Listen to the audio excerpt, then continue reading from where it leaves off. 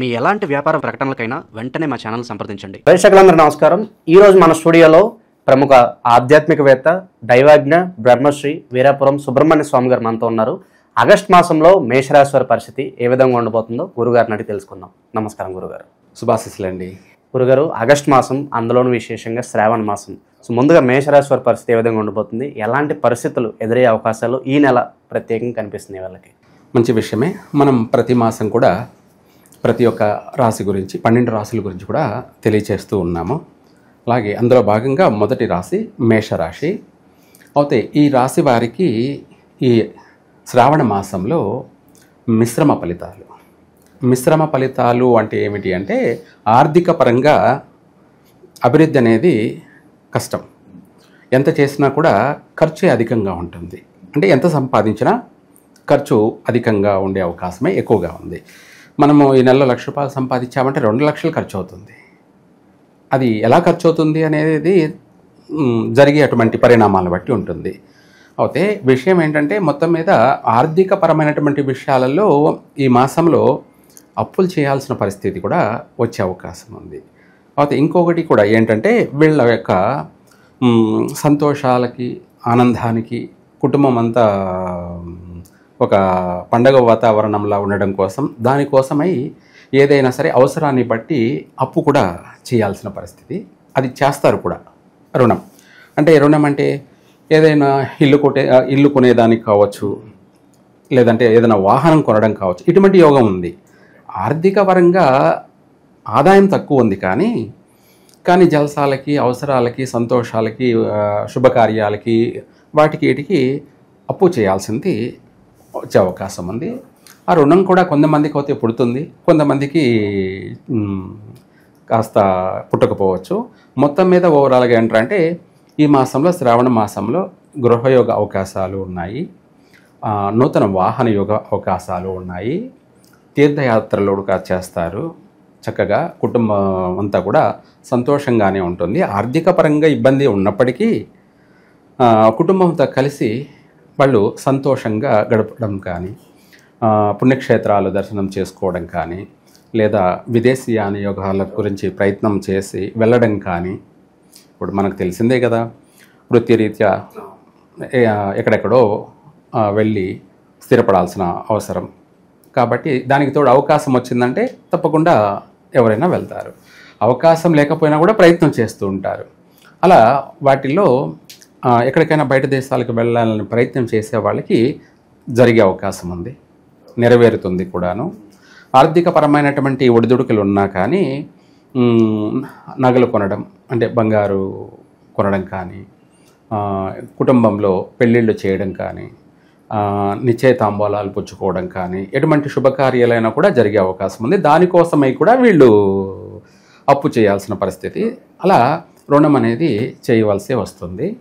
మొత్తం మీద ప్రతి శుభకార్యం కూడా పాల్గొనడం కానీ, లేదంటే వీళ్ళ కుటుంబంలో చేయడం కానీ, లేదంటే చేస్తున్నటువంటి శుభకార్యాలు అటెండ్ కావడం కానీ, అలాంటివన్నీ కూడా ఈ మాసంలో అధికంగా ఉన్నాయి మేషరాశి వాళ్ళకి. ఇంకా చెప్పాలంటే మేషరాశి వాళ్ళకి వీటితో పాటు వీళ్ళు ఏదైనా సరే కొత్తగా నూతన కార్యక్రమం చేయాలనుకున్నప్పుడు ఆదివారం రోజు చేయకూడదు. ఇంపార్టెంట్ పనులు అంటే ఏదైనా ఇల్లు కొనడం కానీ, లేదంటే వాహనం కొనడం కానీ, గృహప్రవేశం చేయడం కానీ, కొన్ని ఏదైనా సరే వస్తువులు కొనడం కానీ, వస్తువులు అంటే బంగారు నగలు కానీ, లేదా ఎచట్రా ఇటువంటి ఏమైనా కొన్నారనుకోండి ఆదివారం రోజు, అవి మళ్ళీ పోయే అవకాశమే ఉంది. ఆదివారం అనేది మేషరాశి వాళ్ళకి ఘాతువారం. మేషరాశి వాళ్ళందరికీ కూడా అది ఇంపార్టెంట్ పనులు ఏమన్నా ఆదివారం అవాయిడ్ చేయాలి. వాహనం కొన్నారనుకోండి ఆదివారం రోజు, దానివల్ల తరచు ప్రమాదాలు, వాహనానికి రిపేర్లు, మనకు ఖర్చు, ప్రమాదాలు అంటే అనేక నష్టాలు కూడా జరిగే అవకాశం ఉంది. దానివల్ల ఏంటంటే సర్వ విధాల కూడా నష్టం జరిగే అవకాశం ఉంది. బెడ్డొచ్చిన వేళ గుడ్డొచ్చిన వేళ అన్నట్టుగా మనం ఒక వాహనం కొన్నామంటే, ఒక బైక్ కొన్నామనుకో, అది మనకు కలిసి రావాలి. దానివల్ల మనం చక్కగా అభివృద్ధి చెంది మనం ఇంకొక కారు కొనే స్థాయికి ఎదగాలి. కారు కూడా కొనేసేయాలి. అంటే అప్పుడు ఏమిటంటే దాని యొక్క అర్థం అక్కడ పాజిటివ్, అంటే మనకు కలిసి వచ్చిందా లేదా అన్నది స్పష్టంగా తెలిసిపోతుంది. అట్లాగా అభివృద్ధి చెందాలి, నష్టపోకూడదు. నష్టపోయిన తర్వాత నాకు ఎవరు చెప్పలేదు, ఇది నాకు తెలియలేదు, తెలిసింటే నేను ముందే జాగ్రత్త పడేవాడిని అని అందరూ అనుకుంటారు తర్వాత. కానీ ఏది ఏమైనా కానీ ప్రతి ఒక్కరు కూడా మనం చేసేటప్పుడు శుభ సమయం అంటూ ఒకటి చూసుకోవాలి. ఎందుకు అది కూడా చూడాలి అంటే మనం బాగుపడడం కోసానికి, నష్టపోకూడదు. అందరూ సుఖంగా సంతోషంగా మామూలుగా రాత్రికి కుబేరుడు కావాల్సిన అవసరం లేదు. కాకపోతే వాళ్ళు ఇబ్బందులు పడకూడదు, దరిద్రాన్ని అనుభవించకూడదు. చక్కగా ఆనందంగా కుటుంబంతో కలిసి సంతోషంగా జీవించాలి అంటే, ప్రశాంతంగా మనశ్శాంతిగా వాళ్ళు అభివృద్ధి చెందాలి అంటే కంపల్సరిగా ఏ వారం చేస్తే బాగుంటుంది, ఏ తిథిలో చేస్తే బాగుంటుంది, ఏ మాసంలో చేస్తే బాగుంటుంది. ఇదే కాకుండా శుభ సమయం అంటే లగ్నం, ఏ లగ్నంలో చేస్తే బాగుంటుంది అనేది కూడా మనం ప్రతి ఒక్కరికి అవగాహన కలగాలి. ఎక్కువ గురుగారు ఏ కలర్కి ఇంపార్టెన్స్ ఇస్తే కూడా బాగుంటుంది అనేది ఏమన్నా చెప్పొచ్చు అంటే? 100%. కలర్ కానీ వాస్తురీత్యా దిశ, ఏ రాశి వారికి ఎటువంటి దిశ. అలాగే మీరు అన్నట్టుగా కలర్ అనేది ఈ మేషరాశి వాళ్ళకి ఎరుపు బాగా కలిసి వస్తుంది. చక్కగా 100% ఎరుపు వీళ్ళకు సర్వ విధాలు కూడా యోగాన్ని ఇస్తుంది కూడా కలరు. రెండవది తెలుపు కూడా, తెలుపు. ఈ రెండు చక్కగా బాగా వీళ్ళకు పాజిటివ్ వైబ్రేషన్ ఉంటుంది. వీటితో పాటు కూడా ఎల్లో కూడా బాగానే వీళ్ళకు కలిసి వస్తుంది. ఈ మూడిట్లో మెయిన్ కలర్ వచ్చేసి ఎరుపు. తర్వాతనే ఒక బ్లాక్ మాత్రం వాడకూడదు. ఎవరు? మేషరాశి వాళ్ళు బ్లాక్ మాత్రం వాడకూడదు. మిగతా సిల్వర్ కలర్ కావచ్చు, ఎల్లో కావచ్చు, అలాగే మనం ఇందాక చెప్పుకున్నట్టుగా వైట్ కావచ్చు, లేదంటే నెంబర్ 1 ఎరుపు. ఈ ఎరుపు వర్ణం అయితే వీళ్ళకి చక్కగా కలిసి వస్తుంది. దీంతోపాటు వీళ్ళకు అదృష్ట దిశ మన మేషరాశి వాళ్ళకి వాస్తవంగా మనకు వాళ్ళ పుట్టిన సమయాన్ని బట్టి, లగ్నాన్ని బట్టి మనము అదృష్ట దిశ అనేది నిర్ధారణ చేయాలి. అంటే రాశిలో 3 నక్షత్రాలు ఉంటాయి కాబట్టి ప్రతి రాశిలో కూడా. అలా కాకుండా రాశి ఓవరాల్గా ఈ రాశి వాళ్ళకి ఏ ఫేస్ అయితే బాగుంటుంది అంటే తూర్పు ఫేస్ కానీ నెంబర్ 1. సెకండ్ ఆప్షన్ ఏమన్నా ఉంది అంటే దక్షిణ ఫేస్. దక్షిణ ఫేస్ అనేది అందరికీ కలిసి రాదు కదా అనుకుంటుంటారు. అలా ఏం లేదు. రాశి ప్రకారంగా ఓవరాల్గా రాశిలో జన్మించిన వాళ్ళు ఎవరైనా సరే తూర్పు ఫేస్ అన్నా ఏంటి ఇది అదృష్ట దిశ అంటే, మనం రోజు ఇంట్లో నుంచి బయటికి వెళ్తున్నాం అనుకోండి, మనం ఇంట్లో నుంచి రోజు బయటికి వెళ్తున్నాము అంటే మనము వెళ్ళే పని సక్సెస్ కావడం, అనుకున్న పని, మన ఉద్యోగం ప్రయత్నంతో బయటికి వెళ్ళాము, ఆ ఉద్యోగం రావాలి. తరచూ రోజు తిరుగుతూ ఉండకూడదు. లేదు మనం ఒక పని మీద వెళ్ళాము అంటే ఎవరినైనా ఆర్థికంగా డబ్బులు అడగడానికి వెళ్ళాము, మనం వెళ్ళిన దిశ అనేది మనకు కలిసి రావడం వల్ల మనం అక్కడికి పోయి అడగడం వల్ల ఏమవుతుందంటే లేదనకుండా సహాయం చేస్తారు తప్పకుండా. అలా ప్రతి పని కూడా మనము సక్సెస్ కావాలి అంటే ఈ యొక్క మేషరాశి వాళ్ళు తూర్పు ఫేస్గా వెళ్ళాలి మొట్టమొదటిది. సెకండ్ ఆప్షన్ ఏమన్నా ఉంది అంటే దక్షిణ ముఖంగా వెళ్ళినట్టు అవుతాయి. సర్వకార్యసిద్ధి, ప్రతి పని కూడా సక్సెస్ అవుతూ ఉంటుంది. ఇది ఈ యొక్క మేషరాశి వాళ్ళు. అలాగే దాంతోపాటు వీళ్లకు లగ్నం అనేది కూడా ఉంటుంది. లగ్నం అంటే మనకు ఇంగ్లీష్లో టైం, మనకు తెలుగులో లగ్నం.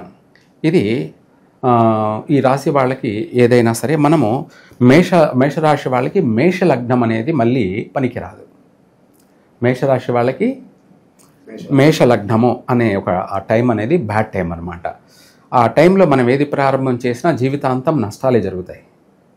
మనము చేసినవి గతం మనం చూసుకుంటే ఏ టైంలో ప్రారంభించాము అని రీసెర్చ్ చేసుకుంటే అంటే మేషలగ్నంలో చేసినవన్నీ కూడా ఫెయిల్ అయి ఉంటాయి. అలా మేషరాశి వాళ్ళు మళ్ళీ మేషరాశి వాళ్ళతో పార్ట్నర్షిప్ పనికిరాదు. మేష లగ్నంలో కూడాను ఇంపార్టెంట్ పనులు చేయకూడదు.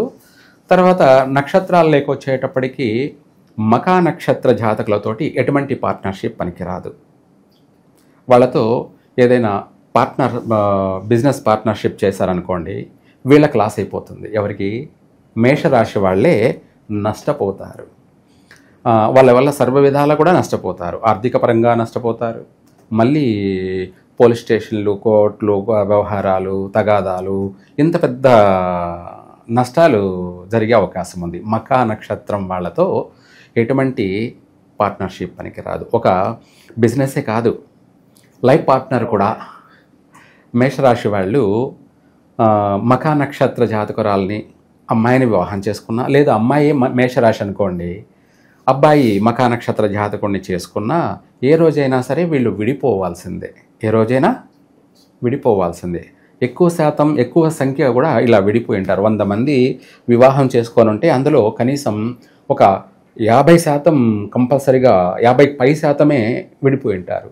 మిగతా వాళ్ళు అంటే ఇంకా పడుతూ ఉంటారంటే అవి చెప్పుకోలేని బాధలు పడుతూ ఉంటారు పాపం.